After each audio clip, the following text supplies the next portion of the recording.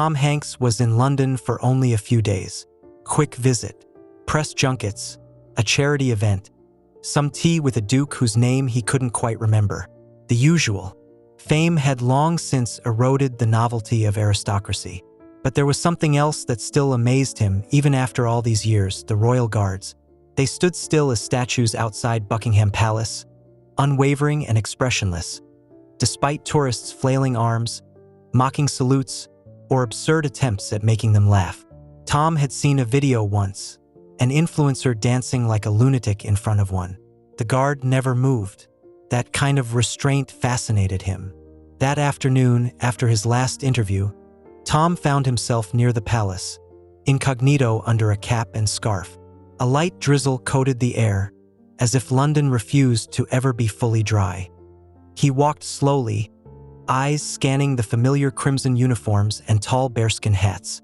Then he saw him. The guard was young, but something in his face was aged, weathered not by time, but by something deeper. Maybe pain, maybe duty. Tom couldn't tell, but he couldn't look away either.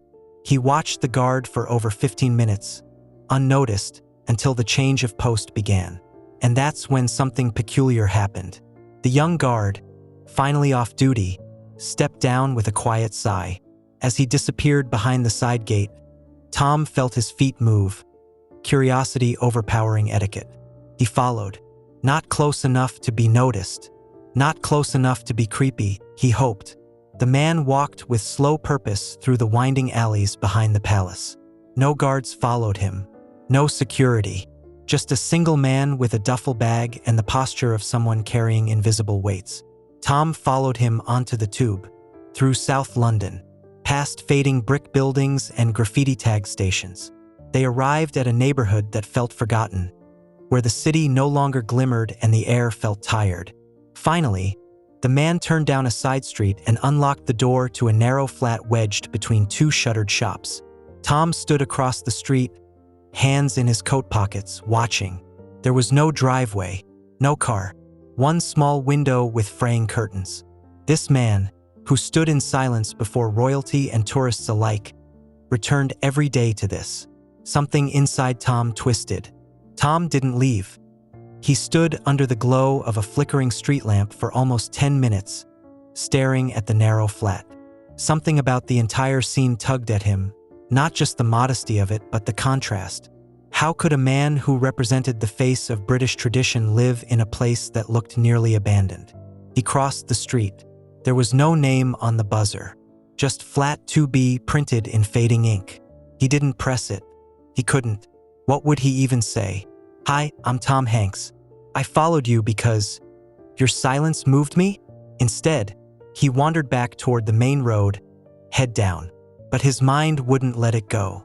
He kept seeing the man's face, blank on duty, broken, off it. In a city that cheered for pageantry, no one clapped for what came after the march. Back at the hotel, Tom couldn't sleep.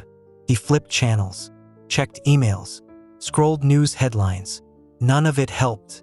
At 2:34 a.m., he pulled out his phone and typed into Google, "How much does a royal guard make?" The answer startled him. £22,000 to £28,000 per year. Before taxes. That wasn't enough to live in central London. Not even close. That's why he was in the outskirts. That's why the flat looked the way it did. Paint peeling, window cracked, a curtain held together with safety pins. Tom sat back in his chair, the numbers bouncing around his brain. He had once earned more than that in a single hour of voice work. There were days where a single post on social media had netted him more than this man saw in months. The thought made him sick. Fame, he realized, wasn't just fortune. It was a shield, a wall, one that kept him from seeing the world right beneath his feet. The next day he returned, not to the palace, to the neighborhood. He had no plan, no camera, no assistant, just a thermos of coffee and a heavy feeling in his chest. The air smelled like burnt toast and exhaust. Kids kicked a flat football down the sidewalk. A dog barked from a second-floor window. Around 7 p.m., the man appeared again. He looked the same duffel, same fatigue. But this time, as he reached his front door, he noticed Tom. Their eyes locked. For a moment, neither moved. Then, slowly, the man tilted his head. "Can I help you?" Tom hesitated, then smiled faintly. "I think maybe I'm the one who should ask you that." The man stared, unsure whether to slam the door or invite him in. But there was something in Tom's voice, something human, familiar. He opened the door wider. The flat was even smaller inside than it looked from the outside. One narrow hallway led into a square-shaped living room that doubled as a kitchen and a bedroom. A pull-out bed half-folded in the corner, military-style precision in its arrangement. A stack of instant noodles sat beside a kettle.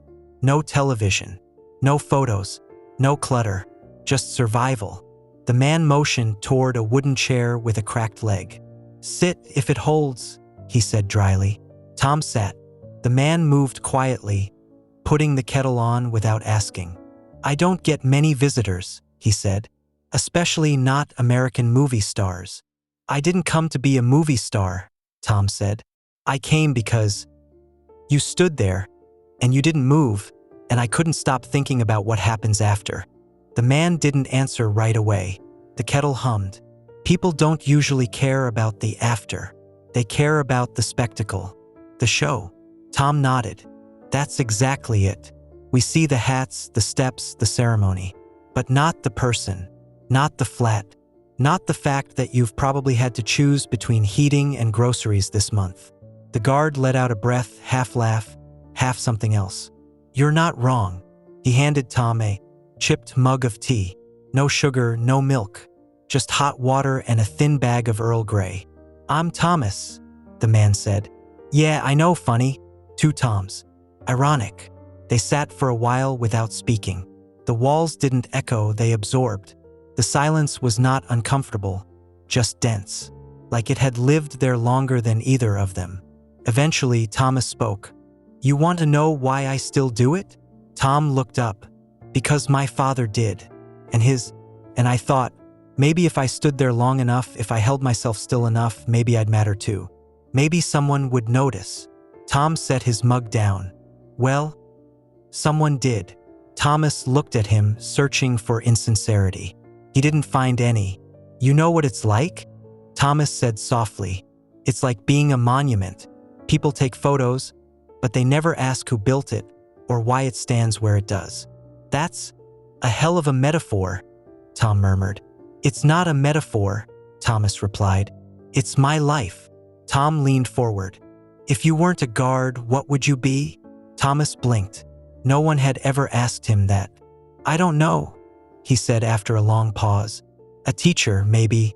I used to read books to my little sister before she died. She loved history, loved stories." Tom's eyes lowered. "I'm sorry." Thomas nodded, eyes glinting but dry. "It's all right. She was the last person who really saw me. After that, I became invisible, even when standing still in front of a palace." 3 days later, Tom Hanks boarded his flight back to Los Angeles. He had declined every luxury upgrade, flown economy, and sat by the window with a notebook in his lap. He didn't open it until they were cruising above the Atlantic, somewhere between the silence of clouds and the hum of engines.